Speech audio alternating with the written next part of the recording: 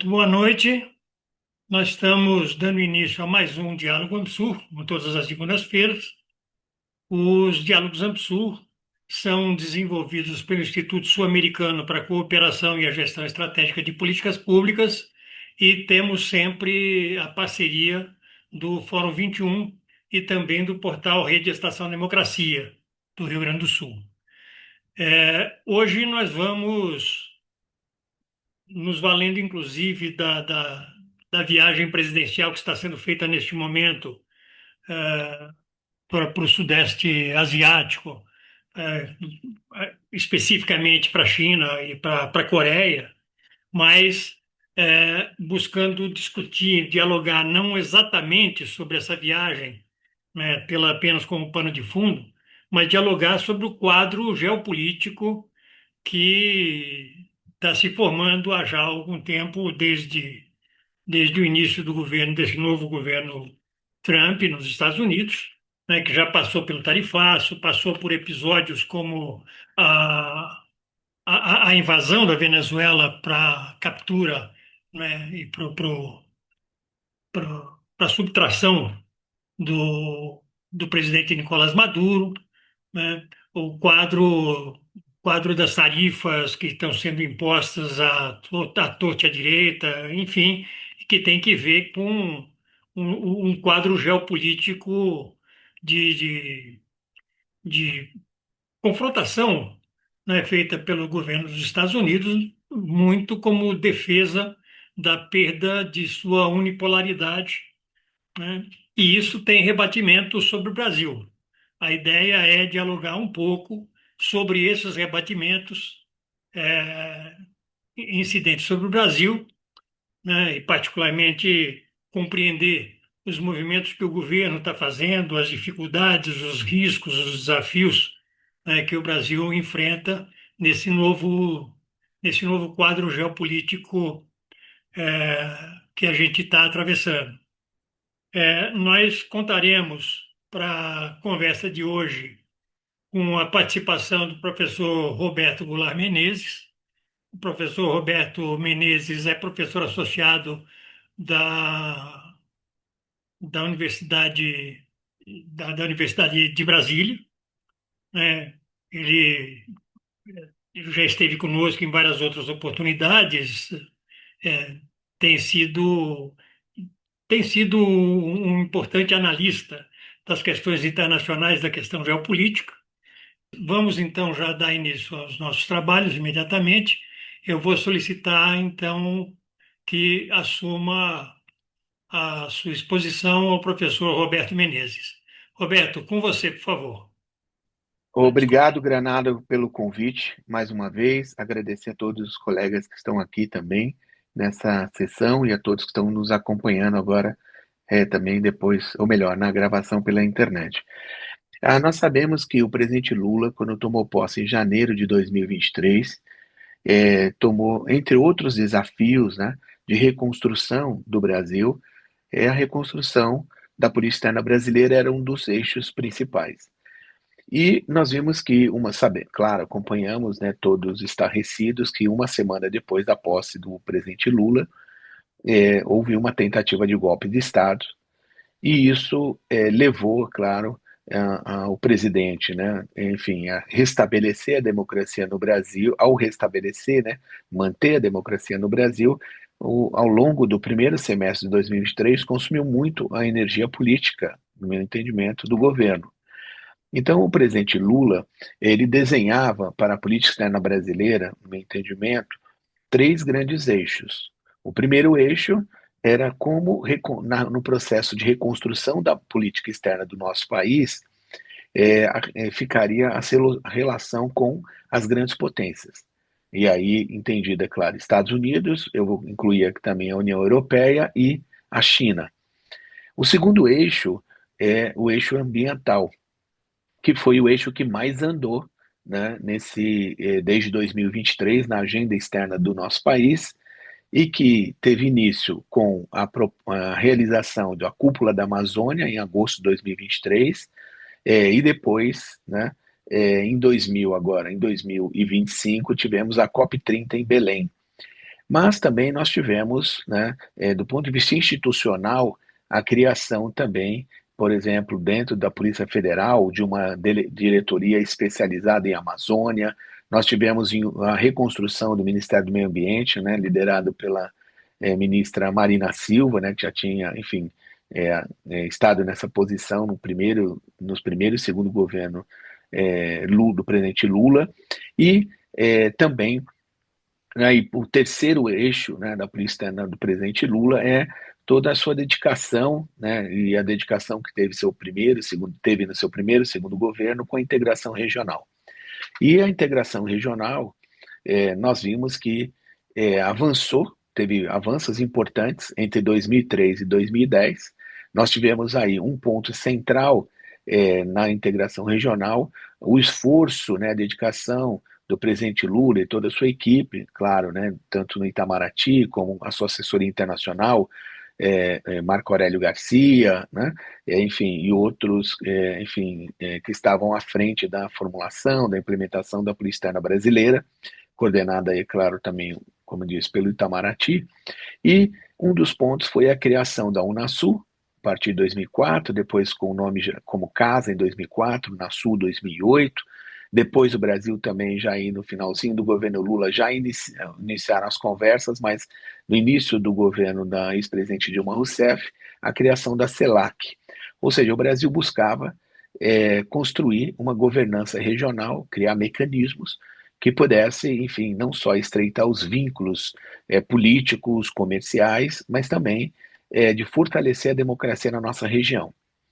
Quando a gente vem para o mandato atual do presidente Lula, eu colocaria em dois momentos. O primeiro momento, então, dessa reconstrução entre 2023 até janeiro de 2025, os dois primeiros anos do seu governo, né, é, enfrentando cada um desses três eixos, né, claro, eu estou colocando esses três eixos, mas há outras dimensões, é claro, na política externa brasileira. E um ponto importante em relação com as grandes potências, na sua relação com as grandes potências, é que entre 2023 e 2020, janeiro de 25, o presidente dos Estados Unidos era o Biden. E a relação entre os dois presidentes foi uma relação relativamente morna. O presidente Lula tinha sido convidado pelo presidente Biden ainda em dezembro de 2022, né, para ir aos Estados Unidos. Nós sabemos o papel que os Estados Unidos, o presidente Biden jogou na eleição brasileira, né, de certa forma teve ali um papel, se não decisivo, mas um papel muito importante, talvez ainda por se analisar, né, plenamente. E o presidente Lula, então, nós vimos que em 12 de dezembro de 22, ali já houve uma primeira tentativa, né, de desestabilização aqui na capital do país, né, Brasília. E então o presidente Lula aguardou, né, a posse, depois a mudança também do embaixador do Brasil nos Estados Unidos. Vale lembrar que o embaixador que lá se encontrava, né, nomeado pelo ex-presidente Jair Bolsonaro, ele não reconheceu, né, enfim, seguia trabalhando pela ideia de que o Jair Bolsonaro não tinha reconhecido a eleição do presidente Lula, também o Jair Bolsonaro não tinha reconhecido a eleição do Biden, isso também marcou muito, né? E o fato é que então esse embaixador que lá se encontrava, ele acabou pedindo férias no momento que o presidente Lula esteve lá, no final de fevereiro de 2023, e o presidente Lula teve ali uma audiência, um encontro com o Biden de cerca de 2 horas e em seguida já voltou para o Brasil. Então foi muito rápida, claro, a situação no Brasil era muito difícil, né, nos primeiros meses de 2023. Então, entre 2023 e 2025, a relação foi morna. O presidente Lula chegou a discutir com o Biden temas ligados à questão trabalhista, uma conversa sobre democracia, mas a agenda, enfim, não avançou como talvez o presidente Lula tivesse, né, desenhado. Quando eu digo presidente Lula, é claro, ele e sua equipe, como eu já mencionei.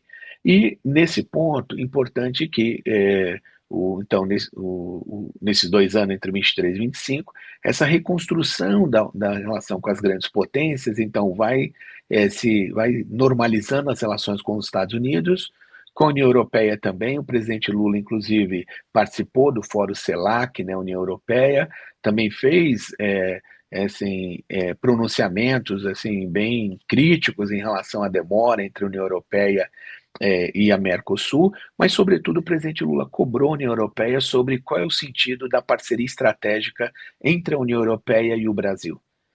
Qual era o sentido, se esse sentido seria renovado, se o que de novo poderia ser trabalhado nessa relação, que já que a União Europeia são poucos países que ela eleva, podemos dizer assim, ou classifica como parceiros estratégicos, né?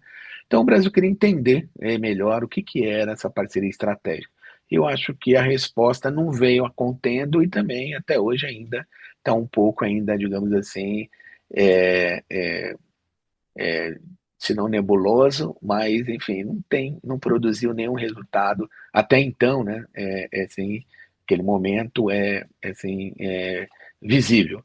E, ok, manteve, retomou as relações com a Europa, já tinha relações, mas enfim, em alto nível, e o mesmo com a China, claro. Né? A China, depois de tudo que ia passar no governo Bolsonaro, nós sabemos que no governo Bolsonaro o Hamilton Mourão, o vice-presidente, teve um papel importante no diálogo com a China, né?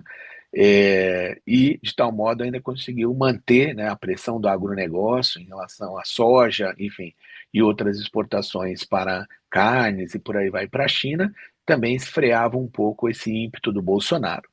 Então, o ponto é que feito esse primeiro momento, enfim, de normalização, esses movimentos todos, enfim, o esforço de normalização com a relação com as grandes potências, o presidente Lula, enfim, passa, né, então, também se dedicando ao tema da integração regional, mas esse tema não avançou, né, já foi tema aqui, discussão também, né, em outros programas, mas da Missur, enfim, mas sabemos que a eleição de Javier Milei na Argentina, né, dificultou muito avanços, né, no Mercosul. Ele assumiu o governo, né, mencionando, enfim, a possibilidade até de retirar a Argentina do Mercosul.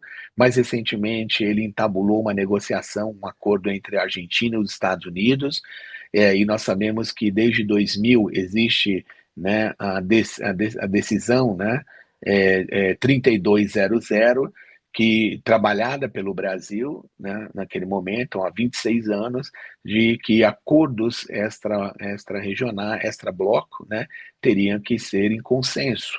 Né? E até então isso estava valendo. Vimos aí né, num período, né, há alguns anos, o Uruguai se movimentando nessa direção, um acordo com a China, uma tentativa de um acordo com os Estados Unidos, mas agora o Milei, né, foi anunciado recentemente que segue aí numa negociação entre Estados Unidos, diretamente entre Estados Unidos e Argentina. E nós vimos também na região, o presidente Lula se esforçou muito, a sua diplomacia, para tentar reinserir a Venezuela, né, na América do Sul, trazer a Venezuela, né, um entendimento, e nós vimos que o presidente Lula, poucos meses após a tentativa de golpe de Estado, no último dia de maio de 2023, o presidente Lula recebeu o então presidente da Venezuela, Nicolás Maduro, né, e no dia seguinte, então naquele momento, tivemos a segunda cúpula sul-americana, os presidentes sul-americanos. Então, o presidente Lula estava buscando ali, né?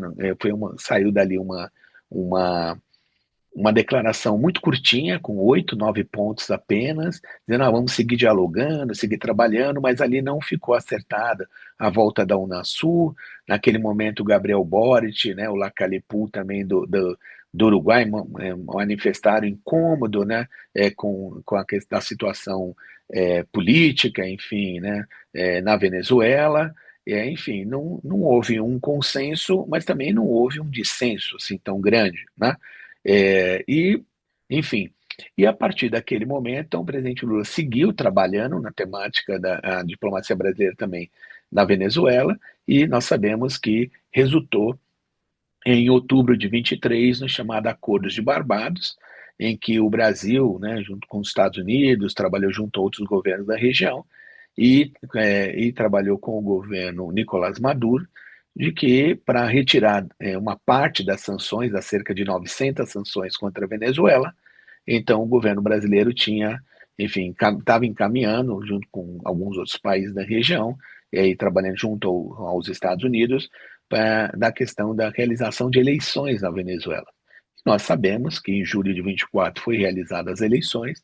Maduro já tinha colocado dificuldades, né, até para candidatos da oposição se inscreverem e tudo mais. Aquilo já foi chamando a atenção. O Brasil foi se manifestando assim de maneira comedida, né, publicamente.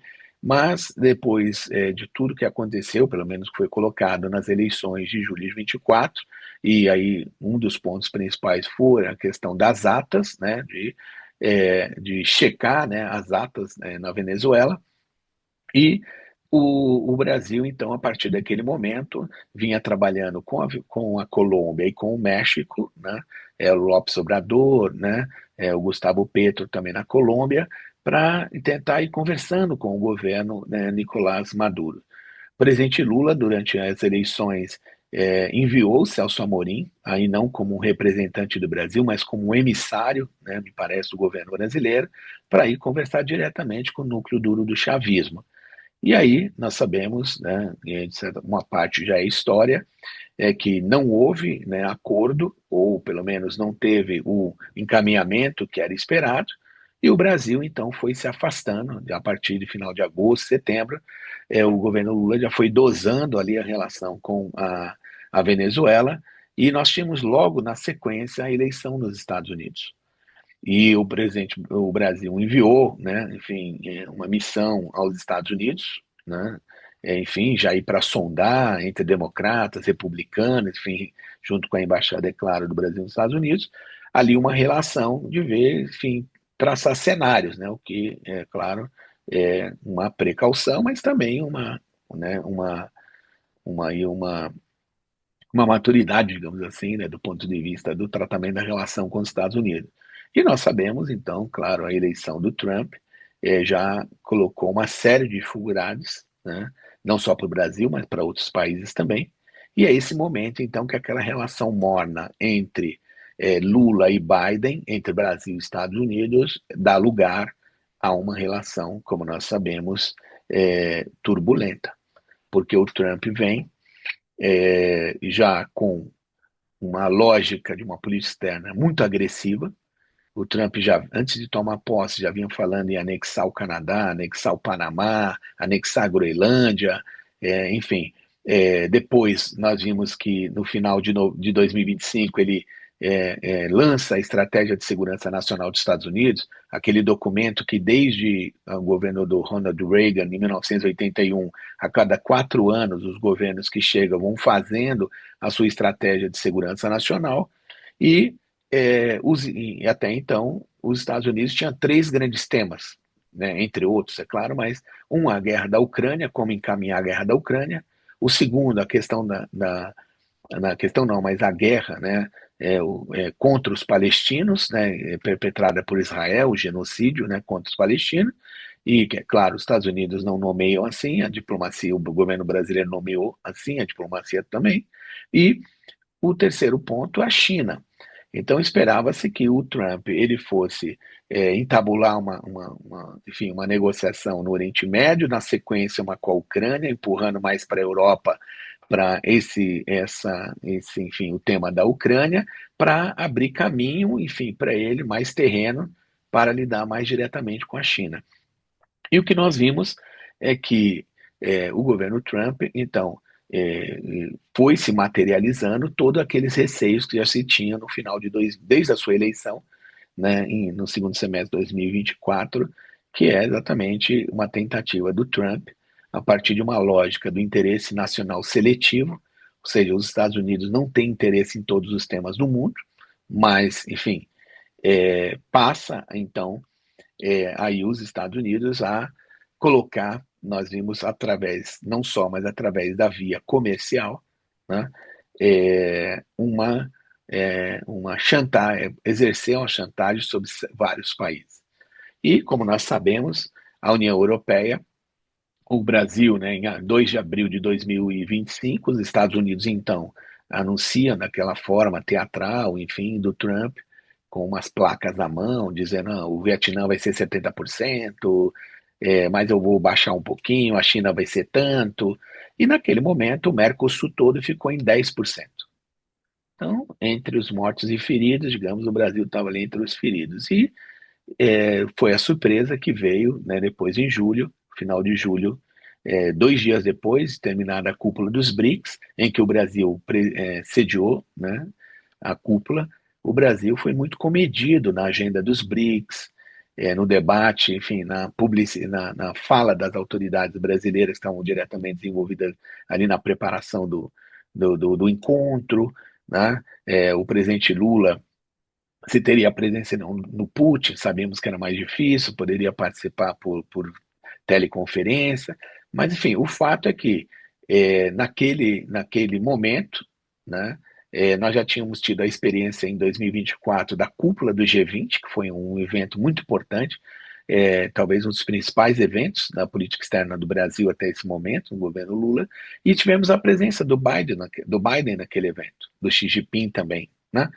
E depois, então, aí no encontro dos BRICS, o Brasil conduziu de forma, digamos, moderada, porque a situação, né, enfim, é, diante da virulência dos Estados Unidos, já que vinha, enfim, enfim, se confirmando, enfim, aquelas preocupações todas, é, o fato é que, com a chegada do tarifaço, a situação muda, né, nós sabemos, radicalmente, porque o tarifaço implica em possibilidade de, enfim, desemprego, falência de empresas, né, o governo, né, enfim, não é hoje o principal mercado de exportação do Brasil. Nós sabemos que o primeiro parceiro comercial do Brasil que é a China, mas os Estados Unidos têm um papel importante no comércio brasileiro, porque para lá vai uma quantidade que não é pouca em relação a produtos manufaturados e semi-manufaturados.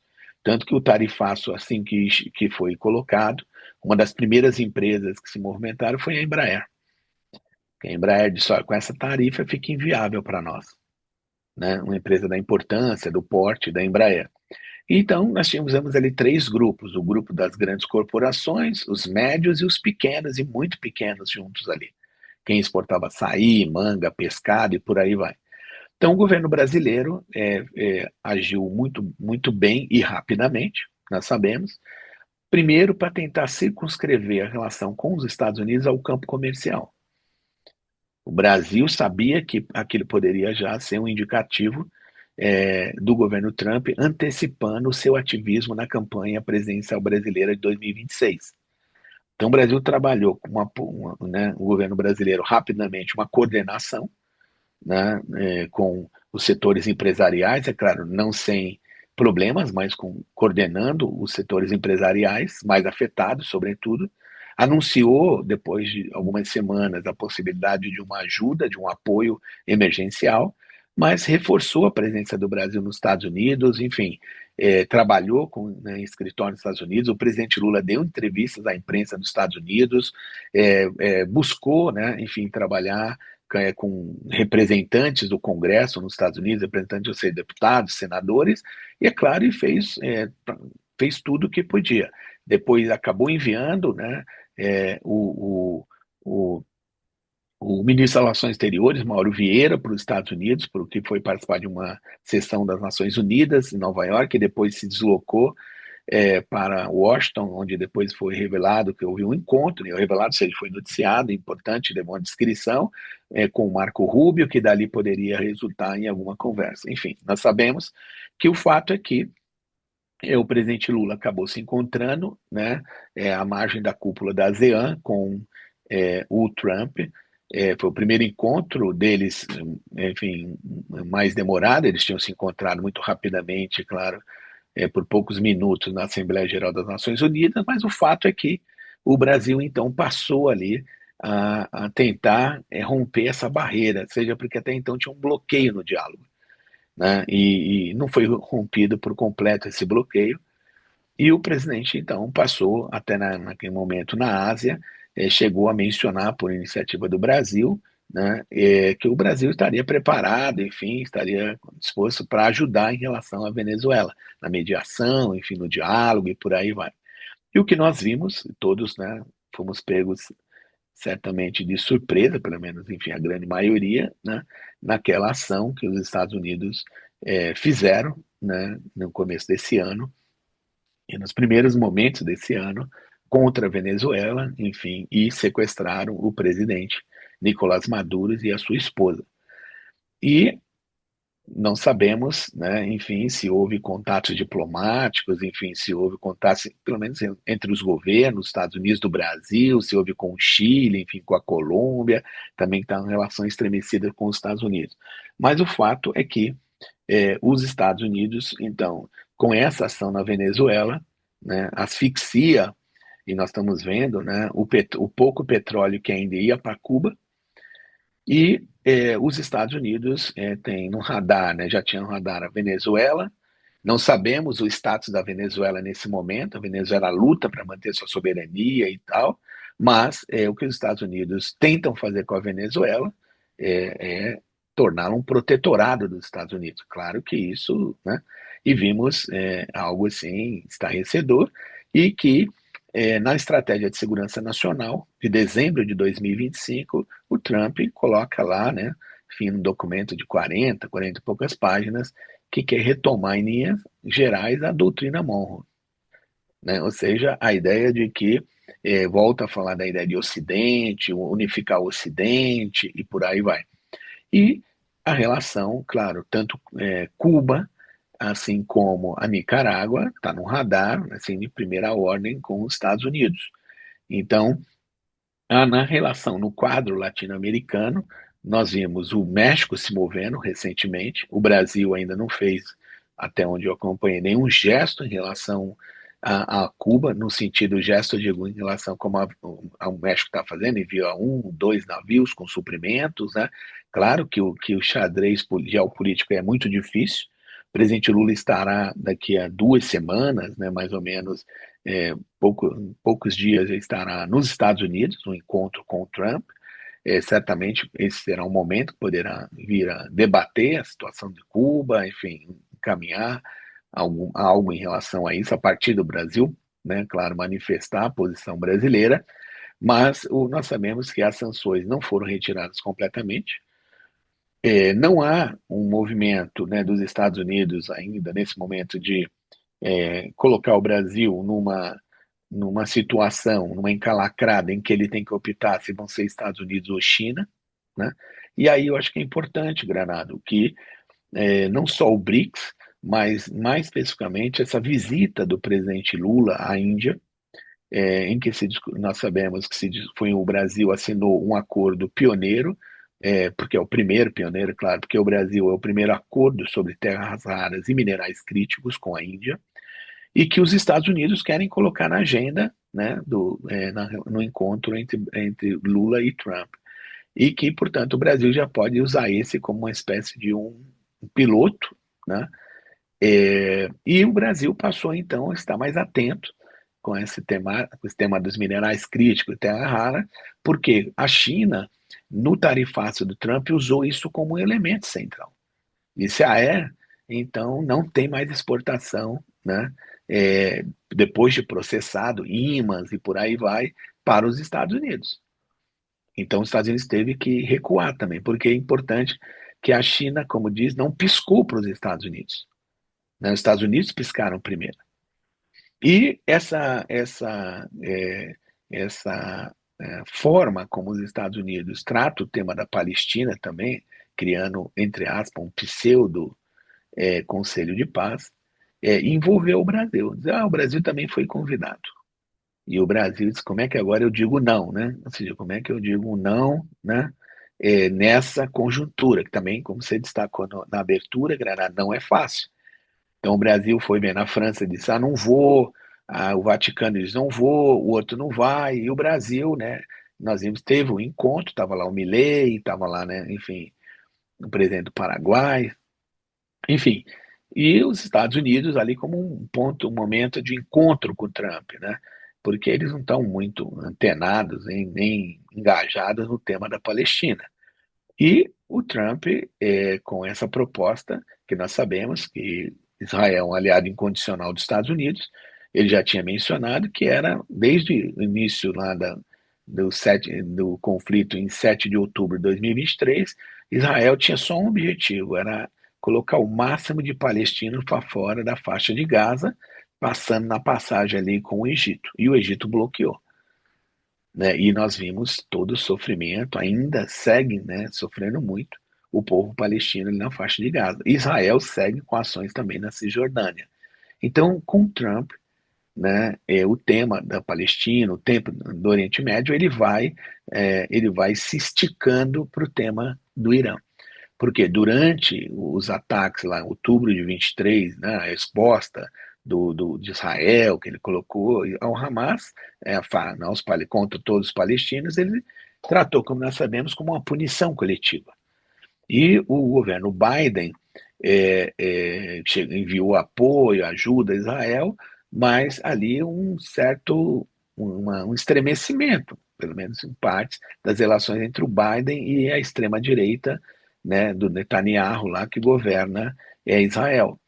Então, o ponto é que esse quadro geopolítico, para eu me encaminhando para o final, esse quadro geopolítico que o Brasil encontra era como que o Brasil, primeiro, circunscreve o tarifaço do Trump ao campo comercial, não deixa transbordar, né, para o campo político, não deixa transbordar, né, por uma desestabilização até da democracia brasileira, isso não estava fora de cogitação. O segundo ponto, o Brasil fortalecendo vínculos com potências regionais, né, como a Índia, né, trabalhando com a China, inclusive essa proposta do Brasil com a Índia e Brasil, enfim, é também para contrabalançar, de certa forma, em algum aspecto, a China.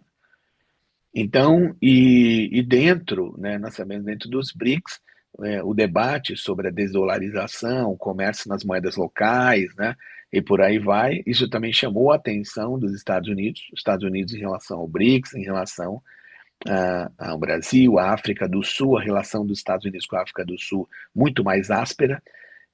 Tivemos o G20, né, no ano passado na África do Sul, os Estados Unidos não compareceram, e o G20 desse ano será nos Estados Unidos, em que a África do Sul já não foi convidada. Então, e nós sabemos que o Trump, né, no G20, ele não tem, né, desde o primeiro governo, nenhum apreço, né, pelo G20 como um fórum, né, político, um fórum, né, de negociações. Então, os Estados Unidos do Trump, nesse primeiro ano, né, de governo, completado recentemente, ele já fez muito mais coisa do que fez em 2, 3 anos no seu primeiro mandato. Então, os Estados Unidos do Trump têm, nesse momento, me parece, a ideia de terminar uma agenda inconclusa. Ou seja, coisas que ele não conseguiu fazer no primeiro mandato, tentando fazer agora num curto espaço de tempo. Por fim, esse cerco ao Irã, né, acossando o Irã novamente, e nós sabemos a possibilidade, claro, né, de um enfrentamento e uma desestabilização, né, na região, porque já tivemos isso na Líbia, já tivemos isso no Iraque, né, onde os Estados Unidos passaram, o que ficou foi um rastro de destruição. Agora, nós vimos também no encontro de Davos, ainda para um elemento importante nessa discussão nossa aqui geopolítica, é que os Estados Unidos, o Trump, ele falou por mais de uma hora, com muita desenvoltura, e entre os principais pontos tratados pelo Trump, não foi só a guerra do Irã, né, na Ucrânia, a situação da Groenlândia, mas o Trump deixou claro a proposta dele de tutelar a Europa. Então, a Europa ali, claramente, o Trump colocou-se de maneira dizendo: eu não preciso usar a força para obter a Groenlândia, eu conto com a benevolência de vocês. De um jeito ou de outro ela virá. A guerra na Ucrânia, o aumento da contribuição para a OTAN, né, quase 1,5 trilhão de dólares, né? Os Estados Unidos colocando aí 980 bilhões de dólares, né? Essa conta aí tem que equilibrar mais. Um pouco menos de 70% os Estados Unidos colocam aí, né, na OTAN. Por quê? Porque ele tem um enfrentamento ali com a China. E precisa não só de tempo, mas também recursos. E então o governo Trump vai se para nós, e aí nós sabemos esse ano é muito importante para a América Latina, né, como claro os anos todos, mas primeiro a eleição, né, agora em maio na Colômbia, e como que os Estados Unidos se comportam, o Brasil ali vai observar certamente como um, uma espécie de antessala para a eleição brasileira. Então, IA, Big Techs, né, entrada de apoio a governos mais favoráveis, para dizer o mínimo, aos Estados Unidos. Então, vejo que o governo brasileiro tem conseguido, até esse momento, conduzir essa agenda externa de reconstrução da política externa do Brasil nessas três frentes, né, que eu mencionei, da integração, andou praticamente nada. Aí o acordo Mercosul e União Europeia é um acordo muito assimétrico, nós sabemos. Quando ele começou a negociação em 99, a União Europeia tinha um percentual, uma participação muito maior no comércio do Brasil, do Mercosul. Isso declinou com a ascensão da China, né, também, entre outros fatores. E, nesse momento, esse acordo, então, entre o Mercosul e a União Europeia, ele foi sendo calibrado, de certa forma, também pela agenda do Trump. Então, e um acordo, como nós vimos, que estão tentando levar, né, para a Corte Europeia, e isso pode retardar aí mais ainda a entrada em vigor. E o governo brasileiro, junto com os demais países do Mercosul, né, também a assinatura no último dia 12 de janeiro em Assunção, sem a presença do presidente Lula, né, também coloca, né, tem um peso o Mercosul, o acordo Mercosul-União Europeia, mas não é um peso decisivo, né?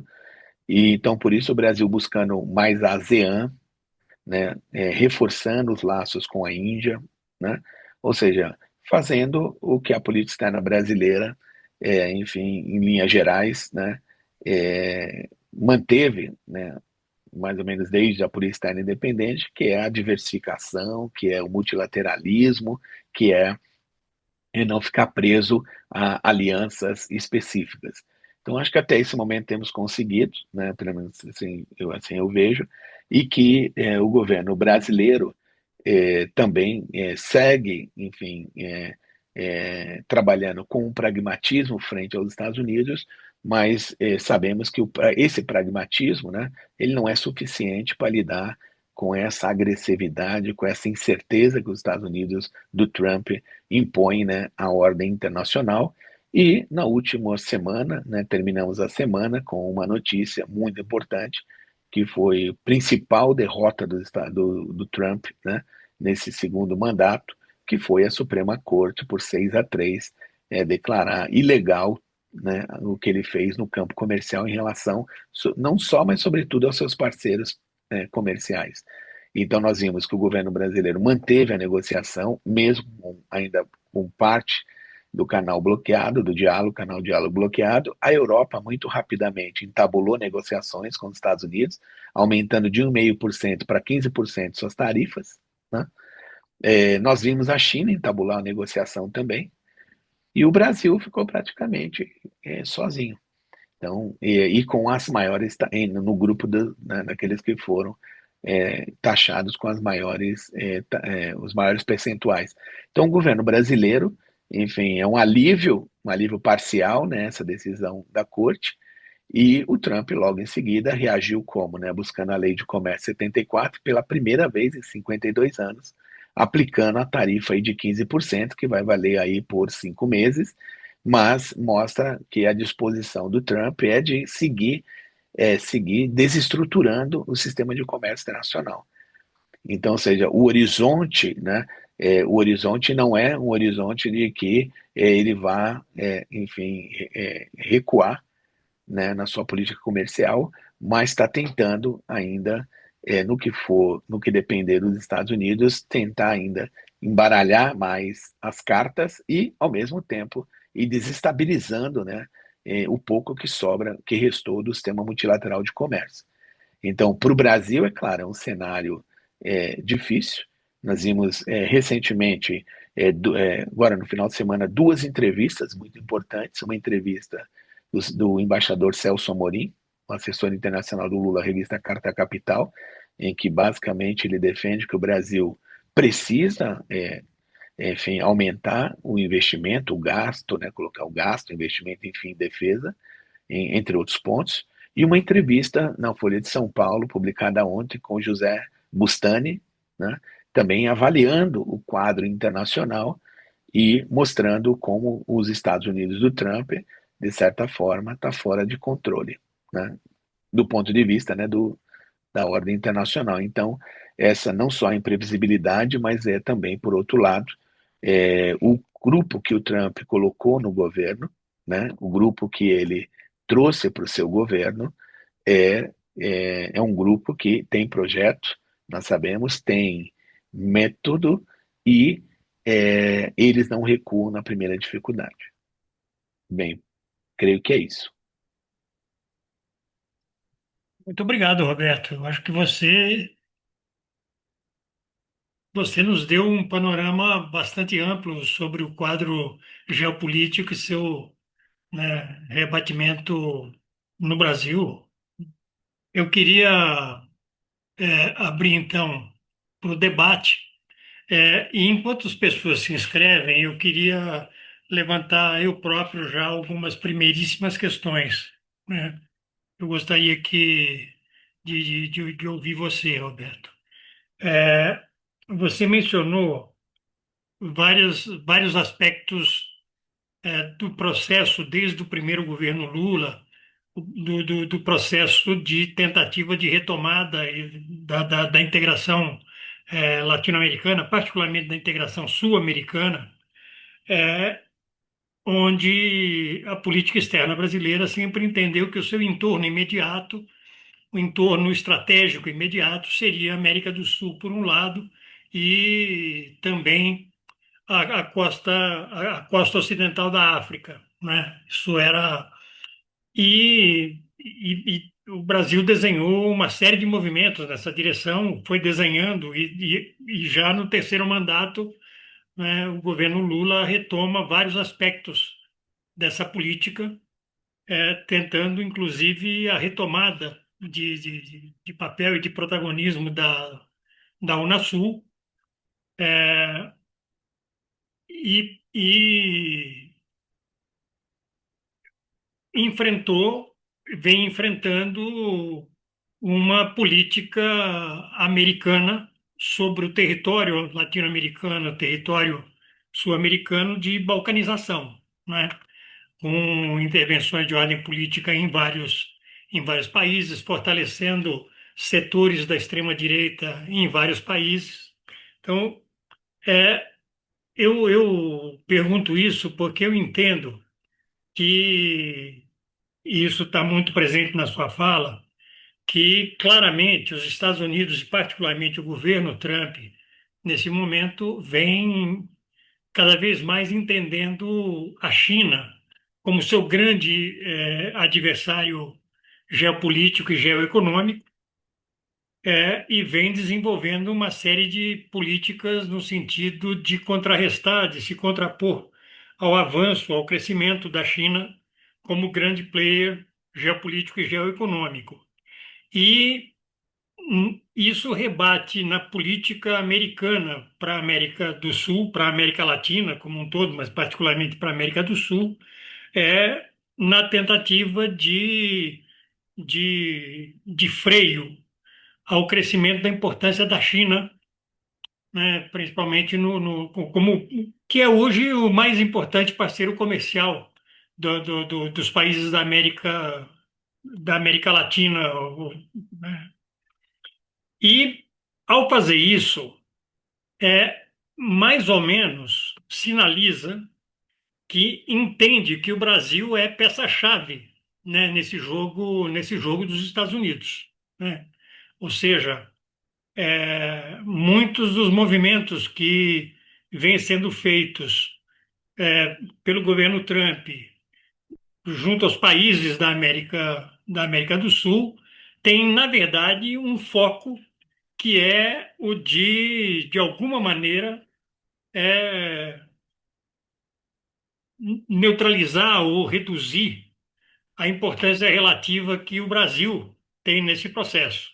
Então, eu gostaria de entender um pouco, né, esse jogo, porque vários dos movimentos internacionais feitos pelos Estados Unidos, feitos pelo governo Trump, buscam isolar a China, né? Eu vislumbro isso, por exemplo, nos primeiros movimentos de tentativa de aproximação com a Rússia, né? No caso da Ucrânia, etc., que tinham muito de tentativa de isolamento da China e de criar barreiras, né? A relação China-Rússia, etc. Ou seja, tem um inimigo principal internacional que se chama China, e isso, no caso do nosso entorno, se rebate na interpretação do Brasil como um terreno a ser ocupado, ou seja, um espaço político a ser combatido. Está escrito já o Samuel Spellman. Samuel, com você, por favor. Obrigado, Granado. Roberto, eu queria dizer que é uma satisfação estar aqui conversando contigo, tá certo?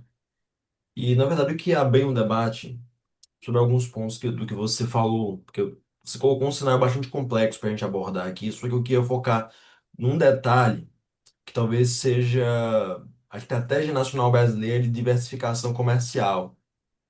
Eu percebi na sua análise que você já coloca isso em campo como não só uma tendência histórica do multilateralismo brasileiro, como também uma expressão daquilo que o governo Lula tem aparentado indicar como sentido desse momento histórico, a partir desse bloco de isolamento norte-americano.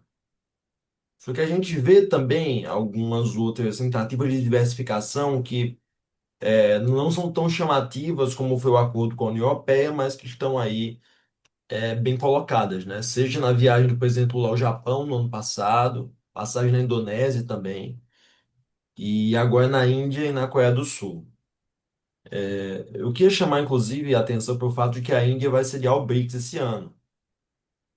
Então, minha pergunta, na verdade, até de uma forma mais resumida, ela seria o seguinte: se a gente começa a ver um núcleo de cooperação nesse mesmo multilateralismo, e que se o conteúdo desse núcleo ele é mais comercial, ou se ele se deve ali a valores mais próximos do BRICS, e se a gente pode confundir essa cooperação brasileira com o BRICS, ou na verdade isso se orienta mais para o continente asiático como um todo, certo? Numa segunda análise, percebo também que o Brasil não só tem se colocado no sentido de evitar o isolamento norte-americano, mas também, pelo menos da minha, e em determinado momento da sua fala pareceu ser talvez a sua, Roberto, eu queria que você falasse um pouco mais sobre isso. Talvez o Brasil procure novos parceiros também para não depender tanto da China, como principal parceiro comercial. Então, seria nesse sentido, tá bom? Agradeço demais a sua participação aqui, cara. Prazer te ver. Muito obrigado, Samuel.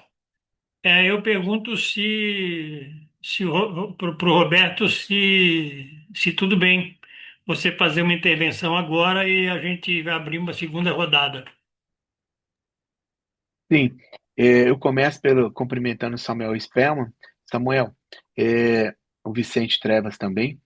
E começando pelo Samuel, é, o presidente Lula, assim como a presidente Dilma, quando a gente pega aquele documento, a publicação semestral do Itamaraty, que é aquele resenha de política exterior, a resenha de política exterior daquele período, 2004, né, na primeira viagem do Lula, e pode até lá 2014, naqueles 10 anos, sempre nos discursos do presidente Lula, da Dilma, aparecia na relação com estando na China, sempre o chamado para que não podia ser uma relação de mão única, né? Na eleição de 2010, o presidencial no Brasil, o José Serra chegou até a usar o termo de que a China queria recolonizar o Brasil, né? O Rubens e Cooper escreveu artigos ali um pouco antes, dizendo: olha o que está acontecendo com a China. E a China estava, nós estamos em um contexto da crise de 2008, né, um pouco depois, e a China ainda não tinha esse peso todo. Ela assume ali, né, a partir de 2009, a dianteira no comércio internacional, mas no ano 2000 a China não tem nem 1% do comércio com o Brasil. Então, assim, quando a gente olha os números, né, rapidamente, e vai muito rápido, assim, acelera demais. Então, a consciência da assimetria, que ela é permanente, ela é crescente, eu acho que está colocado. Vale lembrar que em 2004, na visita do presidente Lula, uma grande visita à China, o Brasil acabou reconhecendo a China como economia de mercado. E aquilo já deu uma, né, pano para manga. Depois Celso Amorim, inclusive, no Senado, naquele momento, quando voltou da viagem, enfim, na Comissão de Relações Exteriores, disse, não, é mais um acordo político do que jurídico, né? Então, ali, lidando com a China. E essa China que a gente está falando, também, quando o Granado mencionou, né, o freio ao capital chinês, vejo que o Brasil não foi para a Rota da Seda, né?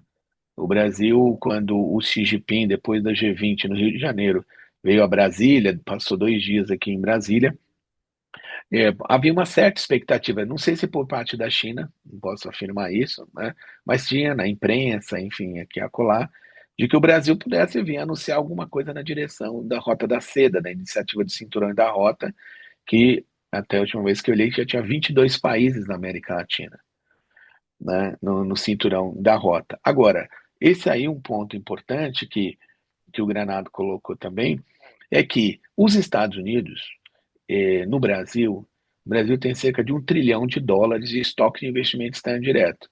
E os Estados Unidos têm aí 22%, algo como 220, 230 bilhões de dólares. A China tem um quarto disso, está caminhando para um pouco menos de um quarto. E isso se repete também, embora a China seja o primeiro, o segundo parceiro comercial de praticamente todos os países da América do Sul, a China, 7 países têm 95% da relação comercial da América Latina com a China. Vai sair agora, está para sair uma edição da revista Lua Nova, que eu coordenei com uma outra colega, e que é dedicada a esse tema, China e América Latina.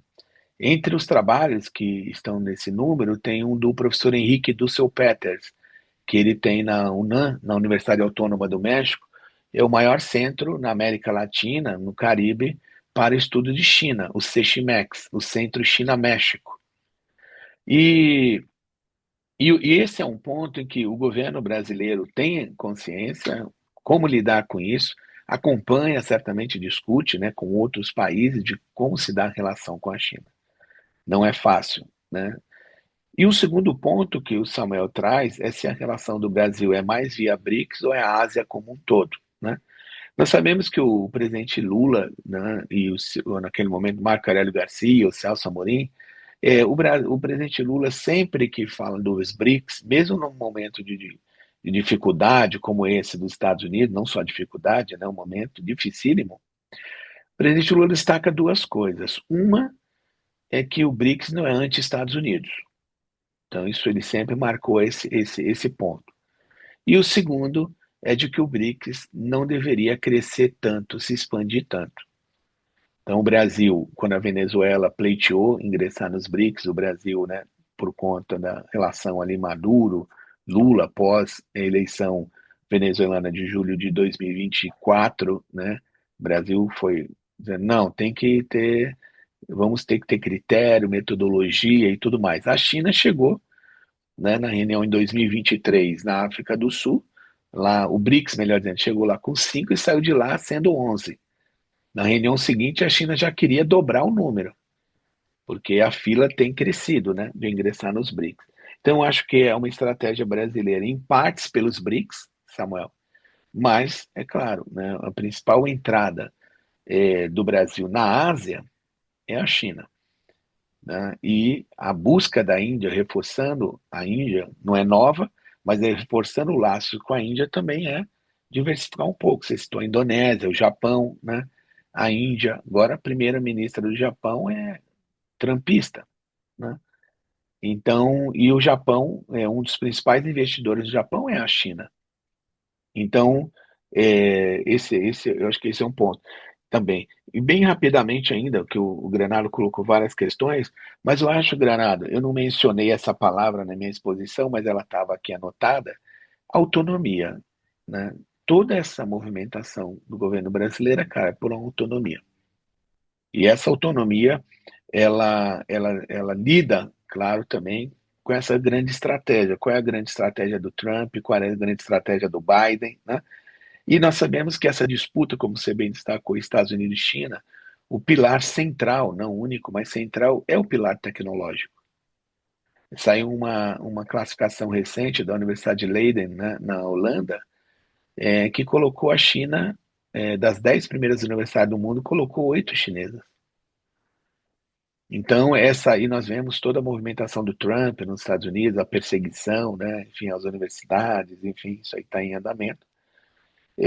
Os Estados Unidos, ontem vendo uma entrevista do Stiglitz, né, ele, ele colocava, isso é espantoso, a gente não consegue entender por que isso, né, e o Stiglitz que foi economista-chefe, né, na Casa Branca, né, no primeiro mandato do Clinton, conhece muito de negociações comerciais, é claro, né, entre outros temas importantes da economia internacional, e, e também espantado, sem compreender qual é a lógica, qual é o movimento do governo Trump nessa área. Você mencionou bem a integração regional, o Unasul, e também, não quero me estender muito, o Atlântico Sul.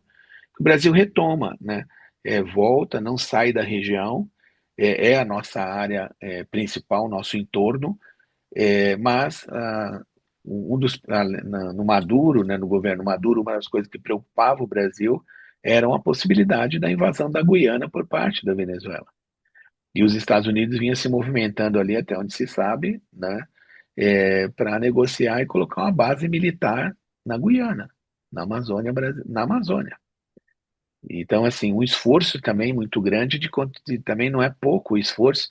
O Brasil, na América do Sul, nós vimos isso nua e cruamente agora, ele consegue neutralizar certas posições dos Estados Unidos, mas não consegue se contrapor a elas.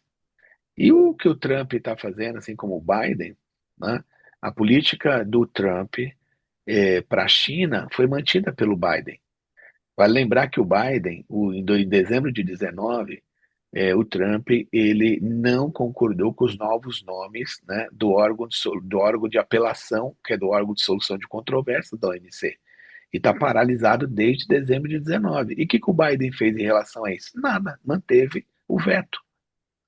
E a política, né, dos Estados Unidos para a China não é a do Obama, tendo como vice o Biden, é a do Trump. E do Trump que foi mantida em linhas gerais pelo Biden e segue agora. Então, é uma política relativamente conhecida. Ou seja, e nós sabemos que o Biden trabalhou em alguns momentos esse tema nos Estados Unidos, né, movimentando até as emoções às vezes, porque sabe que é o tema que une republicanos e democratas no Congresso dos Estados Unidos. Então, essa movimentação do Brasil na América do Sul, eu não diria que ela está suspensa, mas o Brasil sabe que enfim, o diálogo, sobretudo com a Colômbia, um pouco mais acima com o México, mas não tem sido fácil o diálogo com o Paraguai, no contexto, né, das espionagens do anexo C do Tratado de Itaipu, teve rusga já do Brasil com o Paraguai elogiou o Brasil no Mercosul, o Mercosul na Europeia, dificílima a situação com Milei, nós sabemos, e agora não vai ser tão diferente com o Cast também, né, no Chile, em breve. Então, o Brasil sabe que a América do Sul tem que seguir trabalhando, o Brasil segue trabalhando na América do Sul, mas acho que a partir desse momento o presidente Lula, né, enfim, o governo, nesse retorno da viagem dos Estados Unidos, vai se concentrar, é claro, na busca, né, aí da busca na disputa eleitoral no segundo mandato, e aí os temas da agenda doméstica que tendem, claro, nós sabemos, vocês sabem melhor que eu, que o Brasil segue sendo como um vetor regional, você colocou bem, mas o Trump sabe também, se tivesse o Brasil a seu lado, né, o caminho, algumas políticas poderiam ser mais facilmente implementadas. Então o Brasil segue no caso, né, enfim, no caso não, mas a reeleição do presidente Lula também demonstra isso, ou seja, de que os Estados Unidos não teriam, né, esse governo dócil, esse governo, né, claramente, né, subserviente aos seus interesses. Grato, Roberto. Bom, começando então a segunda e última rodada, estão inscritos já o Vicente Trevas e o José Genuíno. Eu pediria que, enquanto eles falam, as outras pessoas já se inscrevessem. E pelo chat, eu recebi um questionamento por parte do Roberto Jorge que eu vou ler.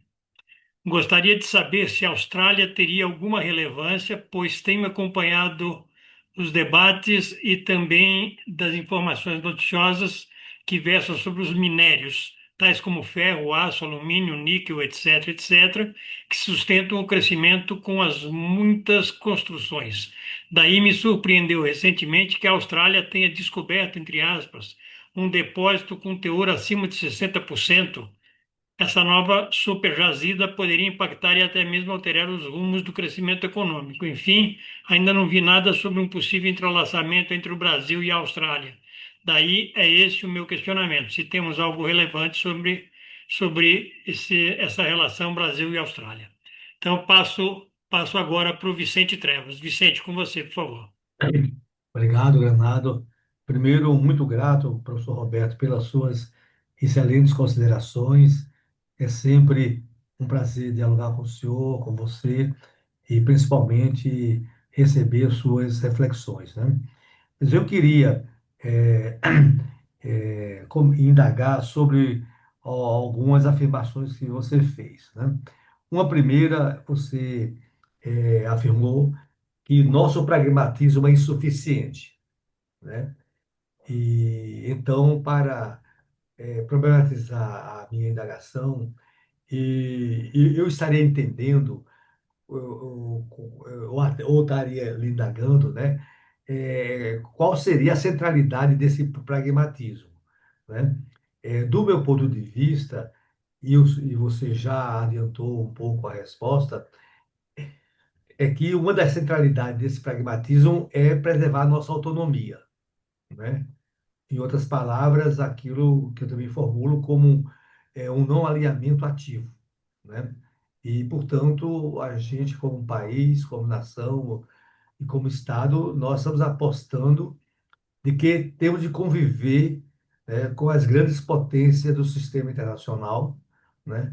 A nossa localização não permite, a não ser pelo preço de uma subserviência, alinhamentos automáticos e estratégicos. E, portanto, essa é a minha primeira indagação, se o nosso pragmatismo não seria suficiente para consolidar essa busca da autonomia e essa busca do não alinhamento ativo. É uma primeira indagação, né? Uma segunda indagação também, você nos coloca a preocupação de nós não ficarmos isolados, né? E claro que você comentou várias iniciativas bilaterais do país, do nosso país, do nosso governo, nossa diplomacia, e evidentemente você também comentou as adversidades que nós estamos encontrando na dinâmica sul-americana, na dinâmica da integração no Mercosul, né? Então, eu queria que você pudesse mais nos esclarecer. E a terceira questão é se você poderia, à luz da visita recente do presidente Lula à Índia, né, atualizar um pouco essa tentativa, né, do Brasil não ficar prisioneiro da estratégia norte-americana de desorganizar o comércio internacional, ao contrário, buscar dinâmicas internacionais de comércio que estejam estruturando uma nova ordem econômica mundial, né? Então, são essas considerações, e mais uma vez agradeço as suas contribuições. Obrigado, Vicente. José Genuíno. Granada, eu vou colocar aqui algumas inquietações. E eu gostaria de colocar essas inquietações no bojo de um avanço da crise internacional que chega e beira a uma crise civilizatória. Nós não estamos mais tratando de uma crise econômica, de uma crise latino-americana, de uma crise nos Estados Unidos. Trata-se de uma crise beirando a questão civilizatória do tipo de hegemonia construída pelo imperialismo, e essa palavra tem que ser recolocada na nossa linguagem política, porque a dimensão dessa crise, que ela é econômica, ecológica, ética, migratória, cultural, é uma crise de perspectiva, coloca para nós da esquerda um problema crucial, meu modo de ver. E se a política externa de um governo de esquerda não enfocar essa questão, por exemplo, eu acho que a posição nossa em relação ao risco que Cuba. Vocês já imaginaram, pessoal, o que significa uma catástrofe em Cuba? Para nós, a revolução, para nós, socialistas, para nós dessa luta, o que significa? O que significou a questão da Venezuela? O que significa o risco de guerra no Irã? Eu não estou nem falando do modus operandi na faixa de Gaza, que é o modelo do imperialismo que tem nome. Então, eu acho que a nossa análise da diplomacia brasileira, ela tem que sair um pouco da diplomacia ecumênica e sair para um posicionamento mais agressivo. Por exemplo, eu acho que em relação à América Latina, eu acho que a nossa política foi muito ambígua e de altos e baixos. Começou com Barbados. Participar daquela reunião de Barbados para discutir o processo eleitoral na Venezuela com o imperialismo americano, a gente não devia ter participado. Aquilo ali nos amarrou a um constrangimento que depois cometemos o segundo erro, que foi questionar e pedir urna. E fizemos o terceiro em não ir para a Venezuela, não entrar nos BRICS. Olha, pessoal, a Venezuela, o presidente da Venezuela foi sequestrado. A Venezuela corre de ser um protetorado. E qual foi os obstáculos que nós criamos em relação a essa política do imperialismo? Eu não estou dizendo que nós íamos fazer uma confrontação aberta com o imperialismo, mas que política nós adotamos? Então, e se você analisar a Estratégia Nacional de Segurança do Estado americano, se você analisar o discurso do Marco Rubio, pessoal, o Marcos Rubio acabou de fazer um discurso ao CIN questionando o processo de descolonização no mundo. Não sei se a gente se dá conta da gravidade disso aí. Eu estou colocando essa questão porque, no meu modo de entender, o pragmatismo em relação aos Estados Unidos tem limites. Tem limites. Tem limites muito claros, que é a soberania nacional, a autodeterminação dos povos, a defesa da paz, da democracia e o desenvolvimento econômico autossustentável. Eu acho que a nossa diplomacia, ela tem que ser uma diplomacia mais politizada. E aí entra uma questão que a gente estava lá na introdução colocando aqui. Pessoal, aquela pergunta que o Lula fez aos chefes militares sobre as vulnerabilidades do Brasil, aquilo ali fala por si só. Nós não temos uma política de defesa, nós não temos política de dissuasão, nós não temos política do nosso entorno estratégico, tanto em relação à Amazônia como em relação à costa. Então, nós estamos diante de situações, do meu modo de entender, gravíssimas. E eu chamo a atenção para isso, para que a gente possa esclarecer no nosso debate a gravidade da situação. É muito grave o que está acontecendo.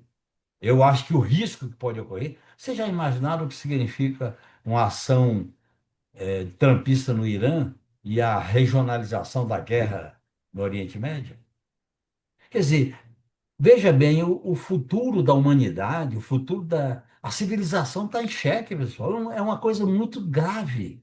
Para nós que governamos o Brasil, eu acho que o nosso protagonismo avançou um pouco diante do passado. Eu acho que no Lula 3 a gente cometeu vários equívocos, que eu citei aí. Então, eu acho que a diplomacia nossa precisa passar por uma revisão, uma releitura dos novos desafios que o mundo está atravessando. Não são quaisquer desafios, pessoal. Não é brincadeira, tá certo? O que está em jogo nesse processo. Eu acho até que a nossa relação com os BRICS, a gente investiu demais numa certa ilusão com a Europa.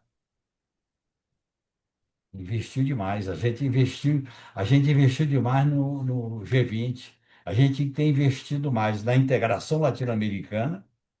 E aí não, e eu acho que a gente devia voltar a falar no Conselho de Defesa Sul-Americano e investir mais militantemente nessa integração. Que qual é o cacife que nós temos? Além do prestígio do Lula, da diplomacia presidencial, nós temos que ter força. E força dissuasória, força capaz de ser ouvido. Então, eu acho que não basta, como o imperialismo americano, só a química. Não basta só a química. É minha contribuição rápida a esse nosso debate. Muito obrigado, Genuíno. Bom, eu devolvo então para o professor Roberto Menezes. Roberto, com você, por favor, já agora caminhando para o encerramento das nossas atividades. Roberto. Pergunta do Roberto Jorge, que traz o tema do minério. Eu acho que o minério, a gente sempre coloca que os minérios são estratégicos em diferentes momentos do processo de industrialização, desenvolvimento dos países. O presidente Lula na Índia, o que ele destacou bastante, e nós sabemos também, o Modi também, que é a questão do processamento, ou seja, é, isso, né, de certa forma, até tem uma lógica do nacionalismo dos recursos, né, que seria, vai ser controle estatal, vai ser controle misto, como é que o Estado brasileiro, né, nós temos aí o Ministério de Ciência e Tecnologia coordenando uma política de inteligência artificial, né, política brasileira de inteligência artificial. Eu vi os dados recentemente, o Brasil investiu 2 bilhões de dólares, vocês também têm acompanhado, 2 bilhões de dólares até esse momento na IA. A Índia investiu 11, a China 130, Estados Unidos 480. Isso as empresas, enfim, né, parte do governo, as empresas e por aí vai.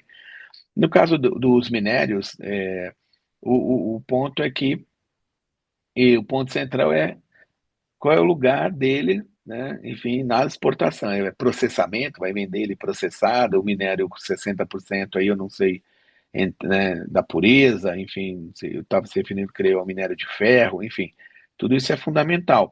Agora, eu não saberia discorrer sobre esse momento que está a relação entre Brasil e Austrália do ponto de vista dessa nova descoberta. O que eu sei é que nós sabemos é que esse setor ele é dominado por 3 ou 4 grandes empresas, a BHP, a Rio Tinto, a Anglo American e a Vale do Rio Doce também é um desses, é, desses player, digamos assim, chave, né? Eu não sei se aparece, né? Esse é um ponto. O Vicente coloca algumas questões, o Genuíno também, né, trouxe alguns pontos, em algum ponto, nesse ponto tocou.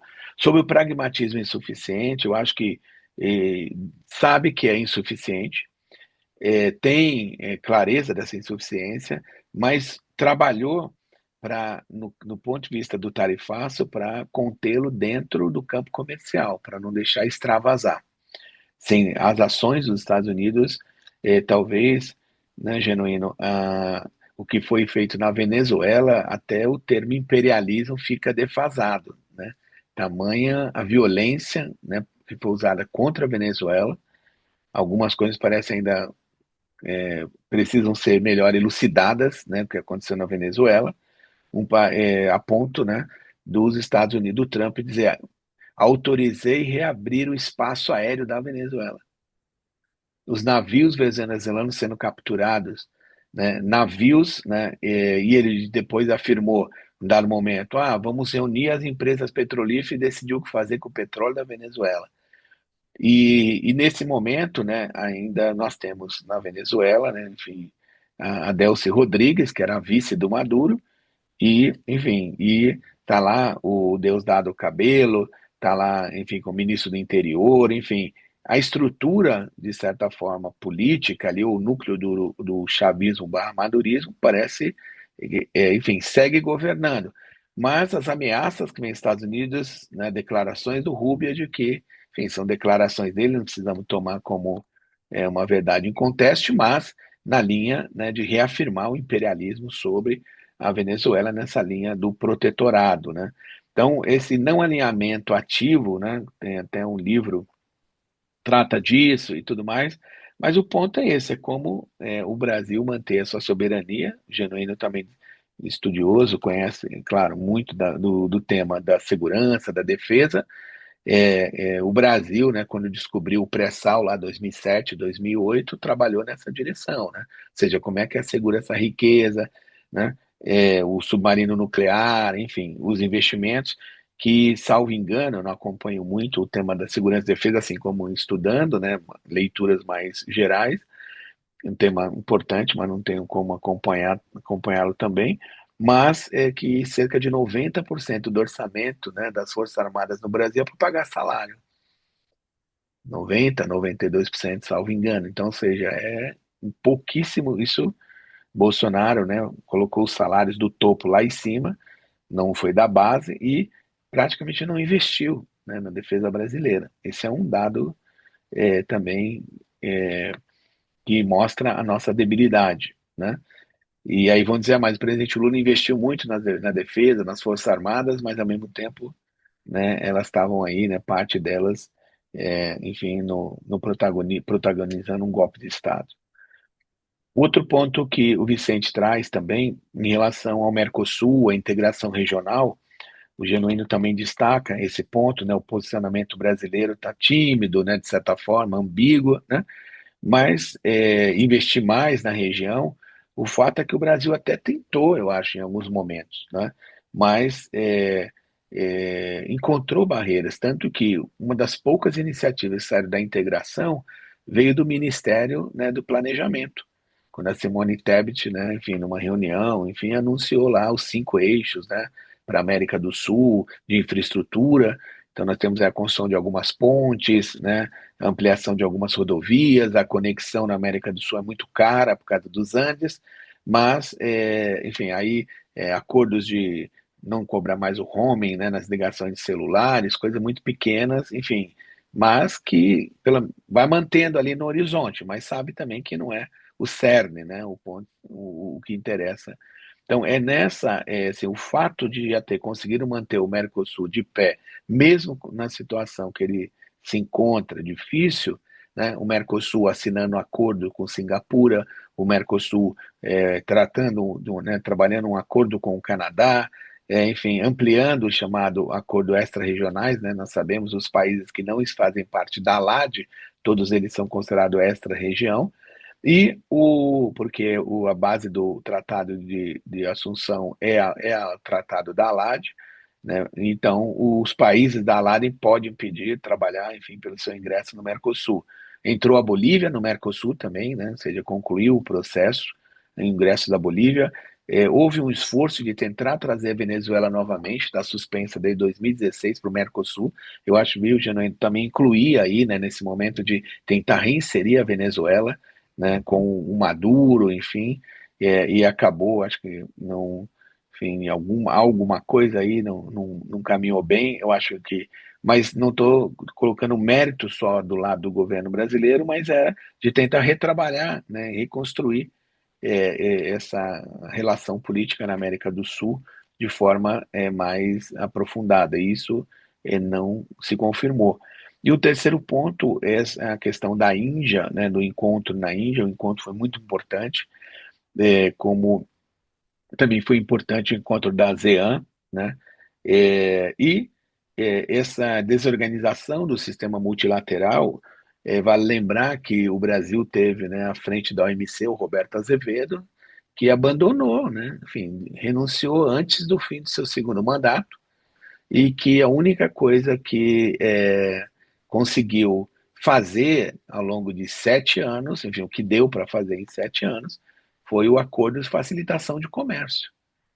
trabalhar com, enfim, melhorar os sistemas eletrônicos na alfândegas, por exemplo, um país como o Uruguai precisa de investimento ali, enfim, padronizar comércio, treinar equipes, enfim, dos equivalentes a Ministério da Indústria e Comércio, mas também não andou muito com o veto que vinha, né, sobretudo o veto do Trump, que se mantém desde, como eu mencionei, né, dezembro de 19, a OMC fica tentando achar caminhos, tentando achar acordos plurilaterais, mas a própria OMC também, claro, demanda reforma, né?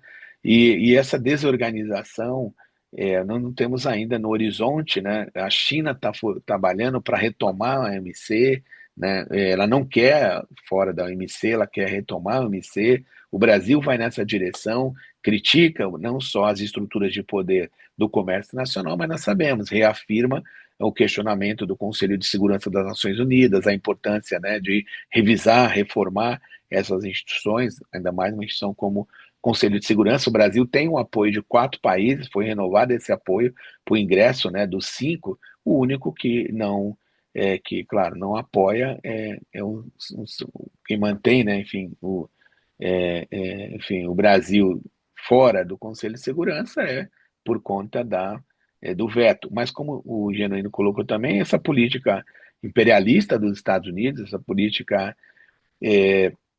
renovada pelo Trump explicitamente, isso é em relação à América Latina e em relação à Europa, de tutelar a Europa. Então, e a reação da Europa é tímida. E um outro, entre os pontos também importantes que a gente pode destacar, é também como dar esse rebatimento na política doméstica dos Estados Unidos. O Trump tem uma eleição no segundo mandato, no segundo semestre, que pode redesenhar a Câmara dos Deputados, nós sabemos, ou o Senado, ou as duas, ou pelo menos uma delas, e ele, então, já mencionou, né? Se isso acontecer, pode vir pedido de impeachment, né? E agora o ponto é: será que isso é o que ele fez na imigração nos Estados Unidos? É o que ele está fazendo na política externa?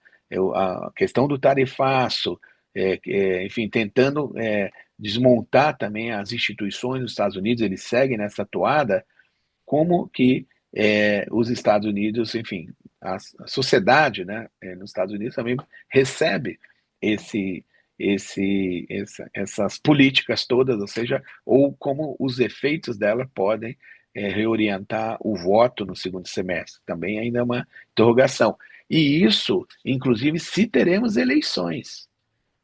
Nos Estados Unidos também tem essa discussão, ou seja, o famoso lá, o gerrymandering, né, o redesenhamento de distritos, a questão dessa intimidação, né, as pessoas dentro de casa, né, imigrantes regularmente, irregularmente, também há esse temor, né, enfim, vamos ver como se dá isso nos Estados Unidos. E os outros pontos, né, os limites do pragmatismo, né, também, claro, e mostrou, e a situação da Venezuela mostra mais ainda, né, que esse pragmatismo com esse governo, com essa política que aí está, né, nos Estados Unidos, ela também, ela tem prazo de validade, o prazo dela já acabou. Então, eu acho que também o Brasil ele tende a sair do radar dos Estados Unidos, ou seja, essa política de ambivalência, eu acho que ela é pensada, né? Não que eles estão acertando tudo, mas é pensada, me parece, por conta de não atrair ainda mais, deixar os Estados Unidos, permite dizer assim, arrumar sarna para se coçar em outras partes, né, do mundo, e isso aconteceu com a ALCA, né, em 2005. Em 2003, quando os Estados Unidos vão para o Iraque, a ALCA dali ela foi ganhando, né? Teve né, o ativismo brasileiro, o protagonismo brasileiro, junto com a Argentina e junto com a Venezuela, mas também o empurrão dos Estados Unidos, né? E essa ilusão com a Europa, eu acho que nós vimos, sobretudo com a França, né? O governo francês colocando barreiras, dificuldade. Também concordo que a diplomacia brasileira é importante escutar isso, né, do genuíno, assim, de mais politizada, né? Eu acho que ela tem a avaliação, parte dela, né, tem a avaliação, mas eu acho que a expressão dela é exatamente eu não diria, não é um acovardamento, não diria isso de forma alguma, mas é um excesso de cautela, eu acho ainda, porque não consegue vislumbrar né? Talvez, é, até mesmo, né, no caso da Venezuela, vale lembrar que o presidente Lula reconheceu no dia seguinte a Delcy Rodrigues, né? Ainda tudo nebuloso as informações e ele reconheceu, disse, o que tem aí tem que, né? E não tinha reconhecido o Maduro, né? Tá fechado o som.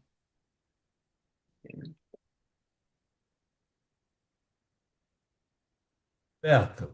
Não tinha reconhecido o Maduro, reconheceu a Delcy, que foi indicada pelo Maduro, numa situação crítica. Mas eu queria acrescentar só uma observação, Roberto, sobre terras raras e minérios críticos. Nós temos um problema do ponto de vista dos interesses nacionais. As reformas econômicas do Fernando Henrique Cardoso, ele suprimiu o conceito de empresa brasileira de capital nacional e suprimiu o item nono do artigo 170, que previa tratamento favorecido para empresas brasileiras de capital nacional. Como isso foi suprimido, você pode ter uma empresa que beneficia terras raras no Brasil estrangeira, de capital estrangeiro, porque é considerada empresa brasileira. É a mesma coisa que acontece com o satélite. A empresa que opera a base terrena do sequestro, do satélite, é uma empresa brasileira, porque está instalada aqui de acordo com as leis brasileiras. Então, a nossa soberania está muito vulnerabilizada desde quando o Fernando Henrique Cardoso fez as reformas. É só acrescentando essa pequena observação. Acrescentaria também a Lei Candir em relação aos minérios, minério de ferro, outros minérios, a questão de não pagamento do imposto, né, de exportação, que também foi lá no governo Fernando Henrique, né, que até hoje Isso, não foi perfeito. modificada, né. E o estado do Pará é um dos que mais perdem, né, é um das principais estados, junto com Minas Gerais, né, no minério, como foi mencionado aí da, da Austrália, né, em receitas. Então, eu acho, também eu não sei se vocês concordam, né, como caminhando para o final, não é fácil estar na posição deles também, né? Eu acho, nesse momento, dos negociadores brasileiros, né, estar nessa posição, porque é claro que o governo Trump não nutre uma simpatia pelo governo brasileiro, dada toda, claro, a sua trajetória, né, extrema-direita, a supremacia branca, o supremacista, né, e ver no Brasil, né, não sei se um contraponto, não vê certamente esse contraponto, mas vê um Brasil né, dos 2 primeiros anos com menos desenvoltura e agora com mais,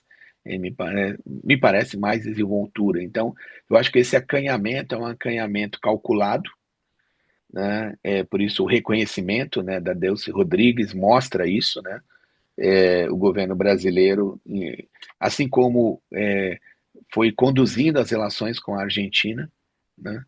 Vai conduzindo com o Paraguai também, agora já começa a tratar as tratativas com o governo chileno. Então, eu acho que o tempo que resta, não tem nesse ano ainda, né? Embora começamos agora, mas dada o calendário eleitoral, Copa do Mundo e tudo mais, não torcer, né? Não posso dizer assim, torcer para que não tenha nenhum outro nenhuma outra invasão, né, a nenhum país da nossa região, nenhum do mundo, é claro, por parte dos Estados Unidos, mas os Estados Unidos podem aproveitar aí em direção à Europa com a Groenlândia e isso tira também um pouco a América Latina do radar. Sobre o ponto sobretudo Cuba, né, a situação que está colocada, que é gravíssima, já vinha, né, há algum tempo, conseguia aqui e acolá ainda ir postergando um pouco, os problemas, mas agora não tem, inclusive, combustível para voos internacionais, voos, né? Então isso não é pouca coisa, ou seja, uma das fontes de receita de Cuba é o turismo.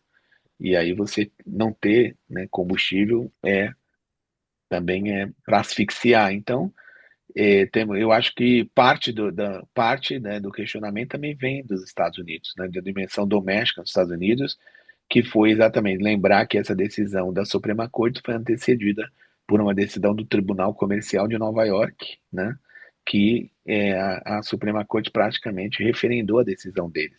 Então, assim, há mecanismos nos Estados Unidos Agora, é isso, é uma crise assim, civilizacional e os Estados Unidos se colocando com um governo tão regressivo como o Trump pode acabar sobrando também para nós. Muito obrigado, Roberto. Nós estamos diante de um tema complexo, complexo, né? Eu quero agradecer muitíssimo, Roberto, quero agradecer às pessoas que se posicionaram durante nossa atividade e quero, já nos despedindo, convidar todas as pessoas que nos assistem para que estejam conosco novamente na próxima segunda-feira em mais um novo Diálogo Amsur.